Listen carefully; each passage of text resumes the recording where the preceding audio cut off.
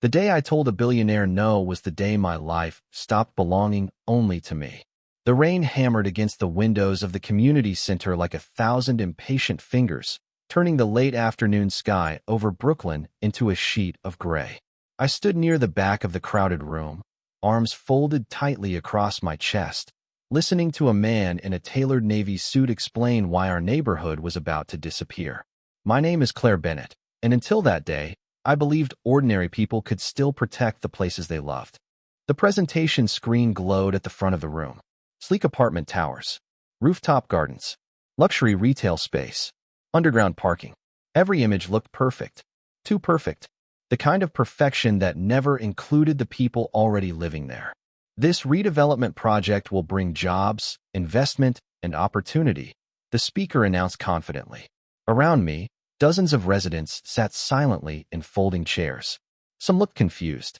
Some looked tired. Most looked scared. They had every reason to be. Rent had already been rising for years. Small businesses were struggling. Families who had lived here for generations were being pushed farther and farther away. Now this project threatened to finish the job. I glanced toward Mrs. Carter, who lived 3 doors down from me. She was 72 years old and survived on Social Security checks. Across the aisle sat Miguel, who owned the corner grocery store where everyone bought milk and bread. Behind him was a young couple holding a toddler. None of them appeared in those glossy architectural renderings. None of them ever would. The presenter smiled as another image appeared on the screen. Blackwood Holdings is committed to creating a brighter future for this community. Blackwood Holdings. Everyone knew the name. Billion-dollar investments, corporate acquisitions, luxury developments across the country. And at the top of it all stood Ethan Blackwood. The billionaire newspapers called a visionary. The billionaire who seemed to own half of Manhattan. The billionaire who had probably never walked these streets in his life. Something inside me tightened. Maybe it was frustration. Maybe exhaustion. Maybe the memory of watching too many good people lose too much. Whatever it was, it pushed me to my feet before I could talk myself out of it. A brighter future for who? The room fell silent. Every head turned toward me. The presenter blinked. Excuse me. My pulse quickened, but I refused to sit down. You keep talking about opportunity. Opportunity for who? I asked. Because the people sitting here today won't be able to afford any of this. Murmurs spread through the room. The presenter adjusted his tie. Miss, this project will increase property values and create economic growth. That's not what I asked. My voice came out stronger than I expected. What happens to the families who already live here? More murmurs. More nodding. Someone quietly said, exactly. The presenter's smile began to fade. We understand change can be difficult. Change isn't the problem. I took a step forward. The problem is that people with money keep deciding what's best for communities they don't understand. The room erupted into applause. Not loud. Not dramatic. Just enough to tell me I wasn't alone. For the first time all afternoon, the presenter looked uncomfortable. Then a voice spoke from the back of the room. Calm. Deep. Controlled. And what would you suggest instead? Every person turned. I turned too. A tall man stood near the entrance, rainwater still glistening on the shoulders of his black coat. Dark hair. Sharp features. Ice blue eyes that seemed to notice everything. He looked completely out of place and completely in control at the same time. I had never met Ethan Blackwood before, but somehow I knew exactly who he was. For a moment, nobody spoke. The sound of rain tapping against the windows seemed louder than before. Ethan Blackwood stood near the entrance with one hand resting in the pocket of his coat, his expression unreadable. He did not look offended. He did not look angry. If anything, he looked curious. That unsettled me more than if he had argued. The presenter immediately straightened. Mr. Blackwood, we were just discussing the benefits of the redevelopment initiative. Ethan barely glanced at him. His attention remained on me. I asked a question, he said. What would you suggest instead? My heart pounded so hard I could feel it in my throat. Every instinct told me to sit down and disappear. But I had already crossed that line. I would suggest talking to the people who actually live here before deciding what they need. A few people nodded. Ethan tilted his head slightly. And if those people disagree with each other, then you listen longer. The corner of his mouth moved. Not quite a smile. Not quite anything. Listening is not always efficient. Neither is cleaning up the damage caused by ignoring people. A few quiet laughs moved through the room. Ethan looked around at the residents. elderly couples, parents, small business owners, people who had spent decades building lives here. For the first time, I noticed he was really looking at them. Not scanning, not evaluating, looking. The presenter quickly stepped forward. Perhaps we should continue the presentation. Ethan nodded once. Please do. Then he moved toward the back wall and remained standing. The meeting continued, but everything felt different now. Every time I glanced in his direction, I found him watching the room. Not me specifically, the room, as though he was seeing something he had not expected. When the presentation finally ended nearly 40 minutes later, residents gathered into small groups, exchanging worried conversations. I collected my bag and headed toward the exit. I was halfway across the lobby when a voice stopped me. Claire Bennett. I froze. Slowly, I turned around. Ethan Blackwood was standing only a few feet away. Up close, he looked younger than I expected. Maybe 35. His blue eyes were sharp, but there was something tired behind them. Something hidden. How do you know my name? I asked. You signed in at the front desk. Fair enough. I adjusted the strap on my bag. Do billionaires usually attend community meetings personally? Only when they are told they are destroying neighborhoods.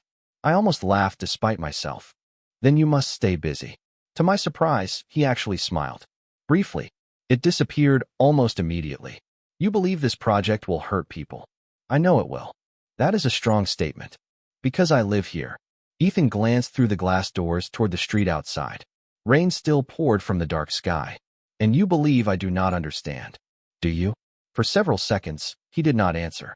Most powerful people rushed to defend themselves. Ethan simply considered the question. Probably not as well as I should. That response caught me off guard. Before I could think of something to say, his phone vibrated. He glanced at the screen. Whatever message appeared there seemed to pull him back into another world entirely. Boardrooms. Investors. Numbers with too many zeros. The world people like me never entered. He slipped the phone away. Good night, Claire. Then he walked toward the waiting black SUV outside. I watched him leave, feeling strangely unsettled. Because for the first time since the meeting began, I was no longer certain I had him figured out. And something told me that was going to become a problem. 3 days passed, and I convinced myself I would never see Ethan Blackwood again. Life returned to its normal rhythm. I taught second graders during the day, graded assignments at night, and spent my weekends helping at the neighborhood community center. It was not glamorous, but it was mine. On Thursday afternoon, I was organizing donated books in the center storage room when Mrs. Carter hurried through the door, holding an envelope. Her face looked pale. Claire, have you seen this? She asked. I wiped dust from my hands and took the envelope. The logo printed in the corner immediately caught my attention. Blackwood Holdings. My stomach tightened. Inside was a formal letter announcing a community assistance initiative. According to the document, a private donation had been made to support local residents facing financial hardship. Emergency repairs, medical expenses, educational grants. The amount was larger than anything our neighborhood had ever received. Who sent this? I asked. Mrs. Carter gave me a look. Who do you think? The answer seemed obvious. Ethan. The timing alone made it impossible to ignore. Word spread quickly. By evening, residents filled the center. Some were excited. Others were suspicious. I understood both reactions. Money solved problems. But money also created obligations. At least that was what I had always believed. The next morning, I arrived at my classroom carrying a cup of coffee and a growing headache. My students were unusually energetic. 22 7-year-olds seemed determined to test every ounce of patience I possessed. By lunch, I was exhausted. That was when the principal appeared at my classroom door. Claire, could you come to my office for a moment? Her expression was strange, curious, nervous. I followed her down the hallway. The moment I stepped into the office, I stopped. Ethan Blackwood was standing beside the window. Sunlight reflected against the glass behind him. His suit probably cost more than my monthly rent. Somehow that irritated me immediately. You cannot just show up at my workplace, I said. The principal nearly dropped her coffee. Ethan looked completely unfazed. Good morning to you too. What are you doing here? And you decided to write a check. That usually solves funding problems. I let out a short laugh. There it is. His eyes narrowed slightly. There what is? The part where you think everything can be fixed with money. For a moment, silence filled the office. The principal suddenly found great interest in the paperwork on her desk. Ethan looked at me carefully. Not offended. Not defensive. just thoughtful. You really do not like me very much, he said. I do not know you. Then perhaps your opinion is premature. That caught me off guard. Before I could respond, a small voice echoed from the hallway. Miss Bennett. One of my students stood outside the open door, clutching a drawing. Ethan turned. The little girl approached nervously and handed me the paper. I made this for you. I smiled immediately. Thank you, Emily. When I looked back, Ethan was watching the interaction with an expression I could not read, almost as if he had discovered something valuable. And for the first time since we met, I had the unsettling feeling that he was no longer interested in the neighborhood project. He was interested in me. That feeling followed me for the rest of the day. While my students worked on reading exercises, while I graded papers during lunch, while I walked home beneath a sky painted gold and orange by the setting sun, I kept thinking about the way Ethan had looked at Emily. Not impressed, not entertained, curious, as though kindness was something rare. That bothered me more than it should have, because kindness was supposed to be ordinary. It was supposed to be the easiest thing in the world. The following Saturday, I arrived at the community center just after 8 in the morning carrying 2 boxes of donated school supplies. The center was already busy. Volunteers moved tables. Parents signed forms. Children chased one another through the hallways. The annual Neighborhood Resource Fair was one of the biggest events of the year. Everyone helped. Everyone belonged. That was the point. I spent nearly 3 hours organizing books and distributing backpacks before Mrs. Carter suddenly appeared beside me, wearing a strange expression. Do not be angry, she said. That sentence alone was enough to make me nervous. What happened? She pointed toward the entrance. I turned and nearly dropped the clipboard in my hands. Ethan Blackwood had just walked through the front doors. No security team. No expensive entourage. Just Ethan in dark jeans, a simple gray sweater, and a baseball cap that probably fooled nobody. The room gradually noticed him. Conversation slowed. Heads turned. Ethan seemed completely aware of the attention and completely uninterested in it. His gaze landed on me almost immediately. You cannot possibly be serious, I said when he approached. Good morning, Claire. Why are you here? I volunteered. I stared at him. You volunteered. That is generally what people do at volunteer events. I narrowed my eyes. Nobody believes you woke up this morning and decided to hand out school supplies. To my surprise, he laughed. An actual laugh. Brief but genuine. You may be right. Then why are you here? For a second, he seemed to consider the question carefully. Because I realized something after our last conversation. I folded my arms. And what was that? He looked around the crowded room. Parents helping one another. Children coloring at folding tables. Retired neighbors serving coffee. Ordinary people doing ordinary things. I realized I spend a lot of time making decisions about communities I rarely visit. The answer caught me off guard. Before I could respond, a young boy ran toward us carrying a broken toy truck. Miss Bennett, can you fix it? He asked. I took the truck and examined the loose wheel. I can try. Ethan held out his hand. May I? The boy handed him the toy. For the next few minutes, one of the wealthiest men in America sat at a folding table attempting to repair a $5 toy truck, while 3 curious children watched every movement. I should have found the scene ridiculous. Instead, I found myself watching him. And the strangest part was not that he was trying. It was that he genuinely seemed to care whether the truck worked again. When the wheel finally clicked back into place, the little boy grinned and raced away. Ethan watched him disappear into the crowd. Then he quietly said something that made my chest tighten. I do not think anybody has ever looked that happy because of something I did. His words stayed with me long after the resource fair ended. I should have dismissed them. I should have reminded myself that Ethan Blackwood lived in a completely different world from the people around us. But as I locked the community center that evening and stepped into the cool spring air, I could not stop thinking about the look on his face when that little boy ran away smiling. It had not looked like pride. It had looked like surprise. As if he had spent his entire life searching for something and had only just discovered where to find it. The following week moved quickly. School consumed most of my time. Parent conferences, lesson plans, endless stacks of papers waiting to be graded. By Friday afternoon, I was counting the minutes until the weekend. I was organizing materials after the final bell when the school counselor knocked softly on my classroom door. Claire, do you have a minute? Her expression immediately told me something was wrong. Of course. She closed the door behind her. It is about one of your students. Liam Parker. My stomach tightened. Liam was 8 years old. quiet, bright, the kind of child who apologized when other people bumped into him. What happened? His mother was admitted to the hospital yesterday. My heart sank. Is she going to be okay? The doctors expect a full recovery, but she will be unable to work for several months. I sat down slowly. Liam's mother worked 2 jobs just to keep their apartment. Missing months of income would be devastating. Does he know? Not everything. The counselor sighed. We are trying to help. That afternoon, I visited the hospital after school. Liam sat beside his mother's bed reading a worn library book. He smiled when he saw me, but the smile looked smaller than usual. Children always knew more than adults realized. I spent nearly an hour talking with them before finally heading home. The entire subway ride back to Brooklyn, I kept thinking about that family. About rent, groceries, bills, the impossible math so many people faced every month. By Monday morning, the staff had organized a small fundraiser. Teachers donated what they could. Parents contributed a little more. It was not enough, but it was a start. Then something unexpected happened. 2 days later, the principal called an emergency faculty meeting. We gathered in the library after classes ended. Everyone looked confused. The principal stepped to the front holding a folder.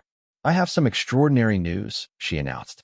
An anonymous donor has agreed to cover all medical and living expenses for the Parker family until Mrs. Parker is able to return to work. The room fell silent. Then questions erupted from every direction. Who was the donor? How much had been given? Why remain anonymous? The principal simply smiled. I do not have permission to share those details. But I already knew. Somehow I knew. That evening, I walked out of school and found a familiar black SUV parked across the street. Ethan stood beside it with his hands in his coat pockets. The moment our eyes met, I had my answer. You did it, I said. He looked genuinely confused. Did what? Helped Liam's family. For a second, neither of us spoke. Then he looked away toward the city skyline, glowing beneath the fading sunlight.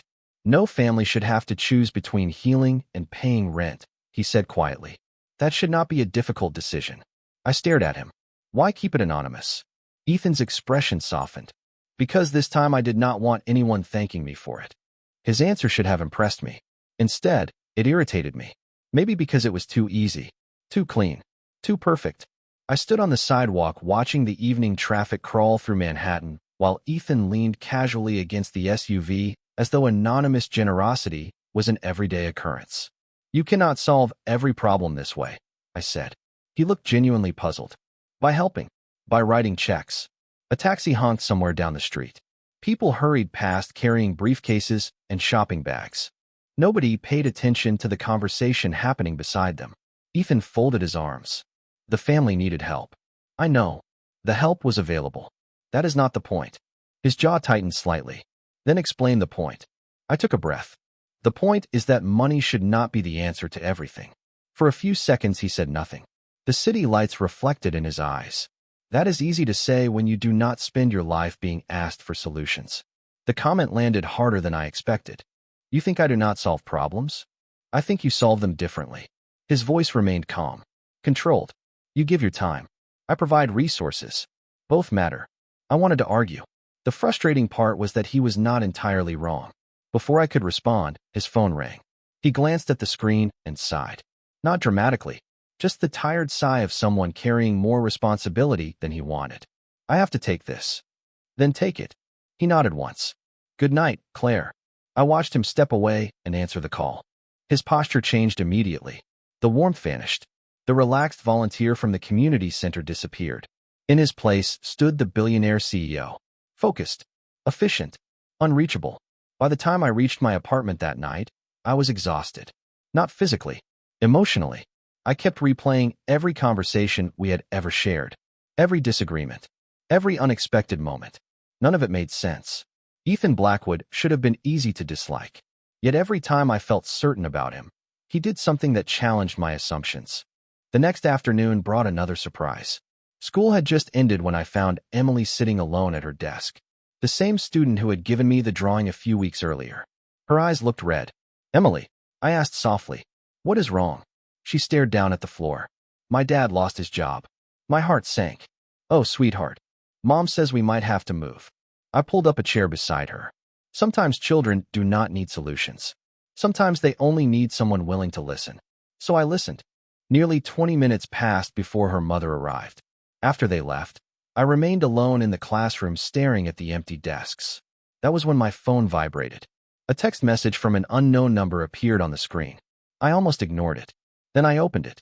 There was no greeting, no signature, just a single sentence. You were right. Some problems cannot be solved with money. I knew exactly who had sent it. And for the first time since meeting Ethan Blackwood, I smiled before I could stop myself. The message should not have mattered as much as it did. It was one sentence, 12 words. Yet I found myself rereading it 3 times before slipping my phone back into my pocket. The next few days passed quietly. Spring settled over the city. Trees along the sidewalks began showing fresh green leaves, and children spent every spare minute asking when summer vacation would arrive. Life felt normal again, at least on the surface. Then Thursday arrived. I was leaving school when my principal hurried across the parking lot carrying a folder. "Claire, wait." I stopped. "What is it?" She handed me several documents. A new educational foundation reached out this morning. I scanned the paperwork. Scholarship programs, literacy initiatives, teacher grants. The funding numbers were astonishing. "This could help hundreds of students," I said. "That is what I thought." She smiled. "The founder wants feedback from local educators before making any decisions." I already suspected where this conversation was heading. "Who is the founder?" Her smile widened. "You know exactly who." 2 hours later, I found myself standing in a conference room overlooking Manhattan. Floor-to-ceiling windows framed the skyline. Sunlight reflected off glass towers stretching toward the clouds. The entire office felt polished and expensive, like a world designed by people who never checked price tags. Ethan sat at the far end of a long table, studying a report. He looked up when I entered. "You came." I almost did not. "I am glad you changed your mind." I sat across from him. "Why am I here?" He slid a folder toward me. "Because every expert I hired gave me statistics." I opened it. Charts, research, demographics, projections, and "you give me people." For a moment, I forgot my response. Ethan leaned back in his chair. "You see things my team misses. You barely know me. That has not stopped you from telling me when I am wrong." I hated how reasonable that sounded. We spent the next hour discussing schools, families, and neighborhoods. To my surprise, Ethan listened more than he spoke.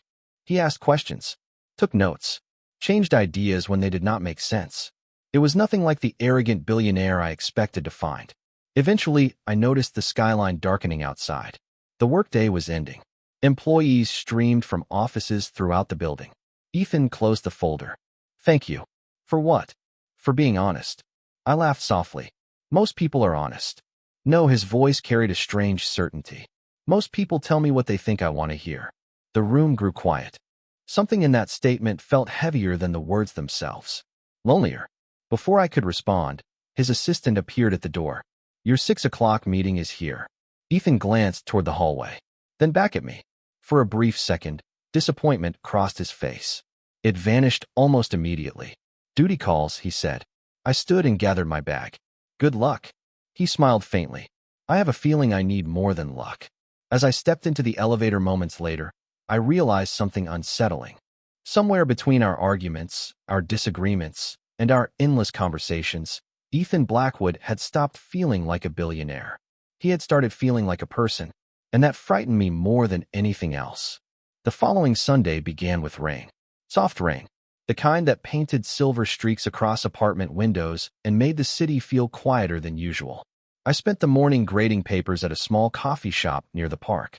Children splashed through puddles outside, while exhausted parents followed behind carrying umbrellas and grocery bags. It was the sort of ordinary scene I loved. Predictable, honest, real. I was halfway through a stack of math assignments when someone pulled out the chair across from me. I looked up and immediately sighed. Do billionaires not believe in calling first? Ethan set a coffee cup on the table. "Good morning to you too." I glanced at the cup. "Hot chocolate, not coffee. My favorite order." "How did you know?" He looked almost embarrassed. "You order it every time you come here." That answer caught me off guard. "You noticed?" "You notice things about people when you pay attention." For a moment, neither of us spoke. Rain tapped softly against the glass. The smell of coffee and fresh pastries filled the air. Somehow the entire city felt far away. Ethan looked different that morning. Less polished, less guarded, Almost tired. Rough week? I asked. He stared into his coffee. Something like that. I waited. Eventually, he exhaled slowly. Do you know what my father used to say? The question surprised me. No. He used to tell me that being useful was more important than being happy.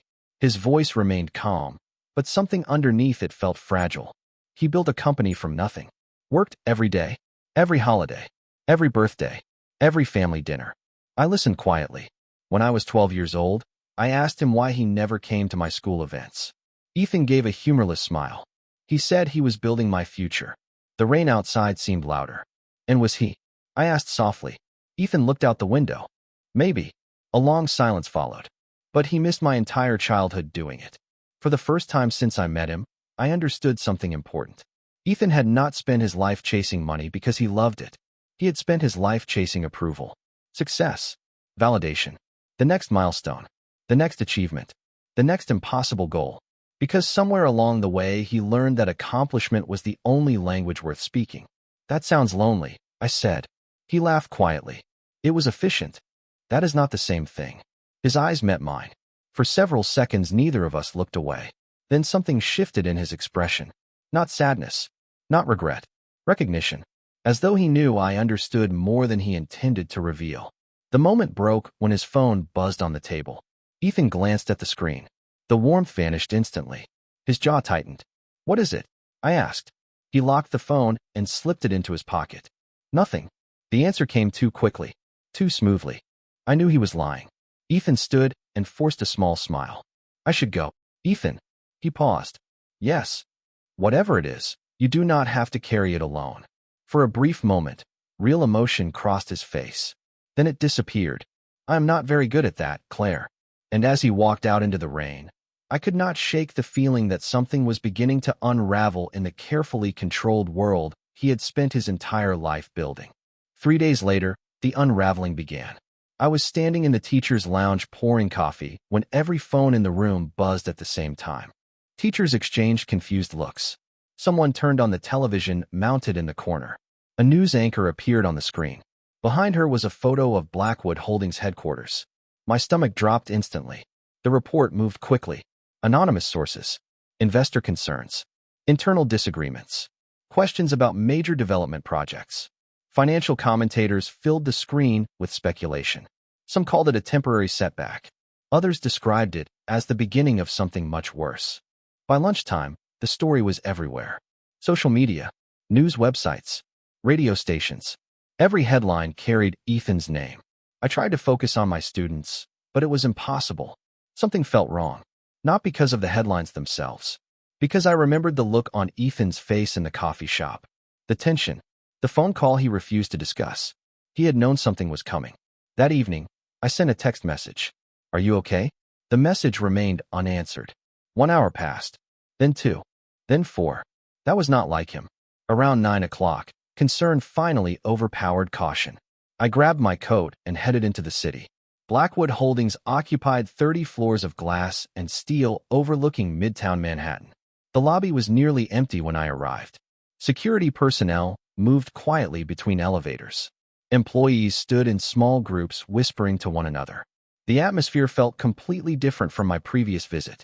Tense. Uncertain. I approached the reception desk. Before I could speak, a familiar assistant appeared from the hallway. Relief crossed her face when she saw me. Claire, where is Ethan? Her expression told me everything. Top floor. The elevator ride felt endless. When the doors finally opened, the executive offices were almost deserted.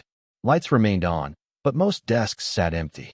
Through the glass walls of the conference room, I saw Ethan standing alone beside the windows overlooking the city. He did not hear me enter. His shoulders looked heavier somehow. Older. For a moment, I simply watched him. The man who always seemed in control now looked completely exhausted. You should probably stop appearing unexpectedly, I said softly. Ethan turned. Surprise flashed across his face. Then something else. Relief. Claire, you did not answer your phone. I know. He ran a hand through his hair. Things have been complicated. I stepped closer. How bad is it? Ethan laughed quietly, but there was no humor in it. Today the board voted to remove several of my executive responsibilities. My chest tightened. What? Investors are nervous. Profits are down. Some people think my priorities have changed. He looked out at the city lights stretching endlessly beyond the glass. Maybe they are right. The silence that followed felt enormous. Do you know what the funny part is? He asked. What? I spent 15 years building this company. His voice dropped lower. And the moment things became difficult, half the people around me disappeared.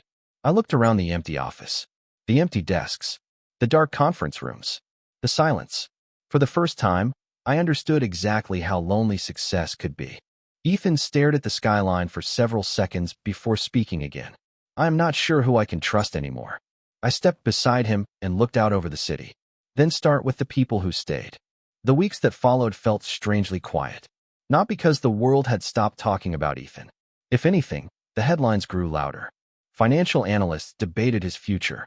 Business reporters speculated about leadership changes.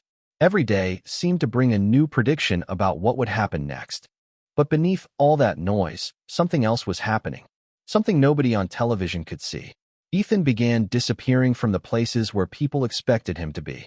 He missed networking events, skipped charity galas, declined interviews. Instead, I found him in ordinary places. At schools, community centers, neighborhood meetings, places where nobody cared about stock prices. One Saturday afternoon, I walked into the community center and discovered him helping a group of children assemble science fair projects. The sight was so unexpected that I stopped in the doorway. Ethan looked up and immediately smiled. You are late. I was not aware I had an appointment. You did not. But Mrs. Carter informed everyone you would be here.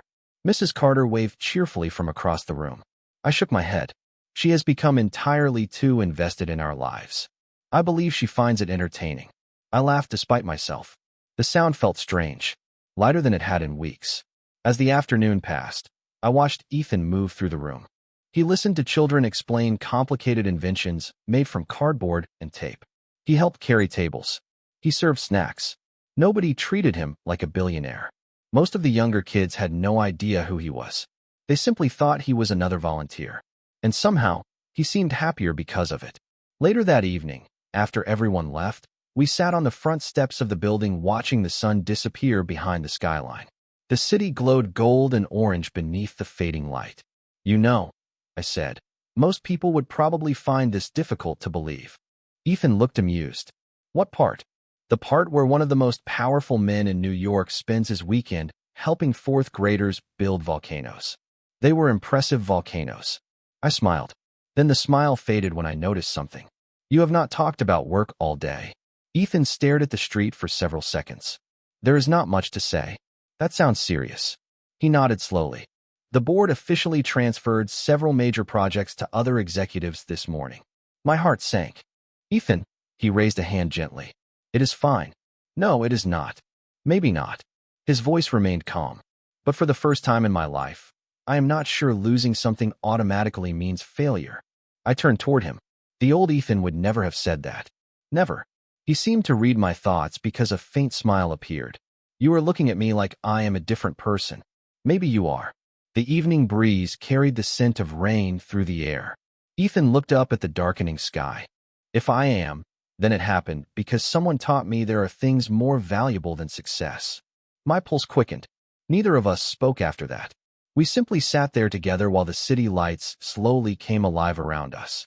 And for the first time, I realized I was no longer afraid of what Ethan Blackwood was becoming. I was afraid of how much it mattered to me. Summer arrived quietly. School ended. The neighborhood pool reopened. Children rode bicycles until the streetlights flickered on each evening. Life moved forward the way it always did. But something between Ethan and me had changed. Neither of us said it aloud. We did not need to. It was there in the conversations that lasted longer than necessary. In the messages that arrived first thing in the morning. In the way silence no longer felt uncomfortable when we shared it. One Tuesday afternoon, I was helping organize books at the community center when Mrs. Carter marched into the room carrying a newspaper. You need to see this. I looked up.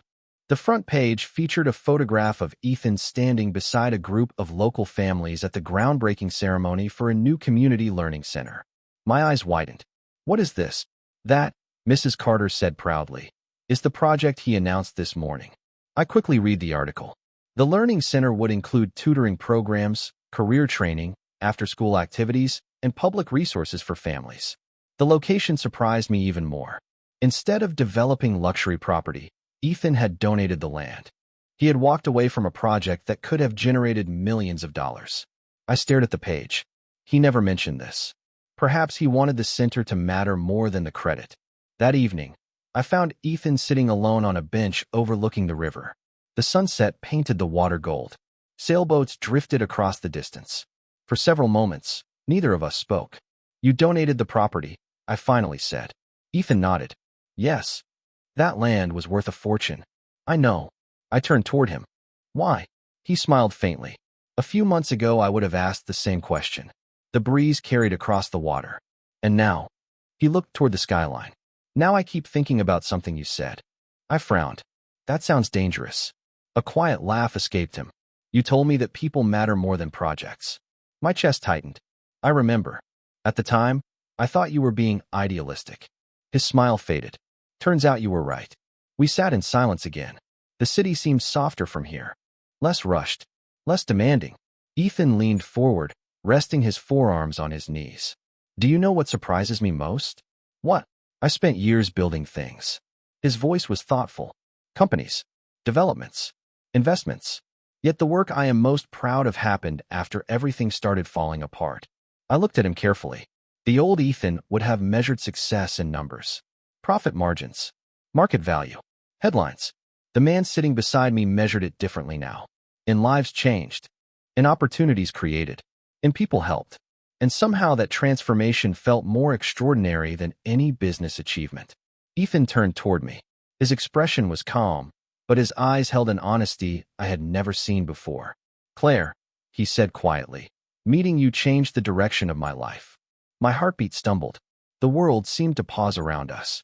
The river, the sunset, the distant city lights. Everything faded except the sincerity in his voice. And for the first time, I realized neither of us could pretend this was only friendship anymore. For several seconds, I could not speak. The words settled between us like sunlight on still water. Honest. Unavoidable. Ethan did not look away. He did not rush to fill the silence. He simply waited. That somehow made it harder. My heart felt impossibly loud. "Ethan," I whispered. He smiled gently. Not the confident smile that appeared in boardrooms or interviews. Something quieter. More vulnerable. "You do not have to say anything." But I did. Because the truth was standing right in front of me. The truth was that somewhere between our first argument and this moment beside the river, he had become important to me. More important than I ever intended. Yet another truth stood beside it. One I could not ignore. "You have changed," I said softly. "I know. You care about people differently now. Because of you." I shook my head. "No," he frowned slightly. "No. Because of your choices." The evening breeze stirred the water behind us. "I did not make you become this person, Ethan. You decided to become him." For a moment, emotion flickered across his face. Then he nodded. "Maybe." I looked down at my hands. "That is why this matters." The silence stretched again. "What are you saying?" he asked quietly. I took a slow breath. "I am saying that I care about you." His eyes softened immediately. "Claire." "But I am also saying that everything is still changing." I forced myself to continue. "Your company, your future, your life. You are rebuilding so much right now." The disappointment that crossed his face was brief but impossible to miss. "You think I am not ready. I think you deserve time." He looked away toward the skyline. The last colors of sunset were fading into blue. "I spent most of my life chasing the wrong things." His voice remained calm. "Then I met someone who showed me what mattered." He turned back toward me. "I do not need more time to know how I feel." My chest tightened. Hearing those words should have made everything easier. Instead, they made the decision harder. Because part of me wanted to say yes. Immediately. Completely. Yet another part remembered all the reasons to be careful. "Then prove it," I said softly. Ethan blinked. "Prove what?" "That this new life is not temporary." The words felt heavier than I expected. "Prove that you are building something that lasts." For a long moment, he simply looked at me. Then something unexpected happened. He smiled. Not because he was happy, because he understood. "You are asking me to be patient. I am asking you to be certain." The city lights reflected in his eyes. "And if I am?" I felt my own smile appear. Small but real. "Then you will still be here." Ethan exhaled slowly and laughed under his breath. You know, most people never tell me no. I am aware. It is becoming a pattern. You will survive. Another laugh escaped him. Then he stood and offered me his hand. I took it. Together we started walking along the river as night settled across the city. Neither of us knew exactly what the future looked like. But for the first time, I had the feeling we were walking toward it instead of running after it. 1 year later, the Community Learning Center opened its doors. The building stood on the very piece of land that once would have become another luxury development. Now laughter echoed through hallways filled with classrooms, tutoring spaces, computer labs, and meeting rooms for local families. The transformation felt impossible and completely natural at the same time. On a bright September morning, hundreds of people gathered outside for the grand opening. Parents stood beside teachers. Children waved handmade signs. Small business owners lined the sidewalks. Nearly everyone in the neighborhood seemed to be there. I stood near the front entrance watching the crowd when Mrs. Carter appeared beside me. You know, she said, I have been waiting a year for this. I smiled. The learning center? No. Her eyes sparkled with amusement. You and Ethan finally admitting what everybody else already knows. Before I could answer, applause erupted across the plaza. Ethan had stepped onto the stage. He looked different from the man I met at that first community meeting. Not because of his suit or appearance. Because of the way he carried himself. The constant pressure that once followed him seemed gone. In its place was something steadier. Peace, perhaps. He greeted the crowd and thanked the volunteers, teachers, families, and local leaders who helped bring the project to life. Then he paused. The entire plaza grew quiet. A few years ago, he began, I believed success meant building bigger things. More projects. More growth. More recognition. He glanced around at the crowd. I was wrong. The silence deepened. What matters is building opportunities. Building trust. Building places where people feel they belong. Several people nodded. Some wiped away tears. Ethan smiled softly. This center exists because an entire community reminded me that people are always more important than profits. His gaze found mine. Just for a second. Long enough for my heart to recognize it. Then he continued speaking. When the ceremony ended, children rushed inside to explore the building. Families followed behind them. The plaza slowly emptied. Eventually, I found Ethan standing alone near the entrance watching everyone enjoy the space. Quite a turnout, I said. He smiled. I was thinking the same thing. We stood together for a moment. Sunlight reflected across the windows behind us. Laughter drifted through the open doors. Do you remember what you told me a year ago? He asked. You may need to be more specific. You said if I was certain, I would still be here. I looked at him carefully. And Ethan took a slow breath. I am still here. Emotion tightened in my chest. Not because of the words. Because of everything behind them. The choices. The sacrifices. The growth. The promises he kept when nobody was watching. I smiled. Yes, I said quietly. You are. For a moment, neither of us spoke. We did not need to. Some truths become obvious long before they are spoken aloud. Looking back now, people often say, I changed Ethan Blackwood's life. The truth is simpler than that. He changed it himself. I merely showed him a different road. In the end, he did not lose his future when everything fell apart. He found it. And sometimes the richest person in the room is not the one who owns the most. Sometimes it is the one who finally learns what cannot be bought.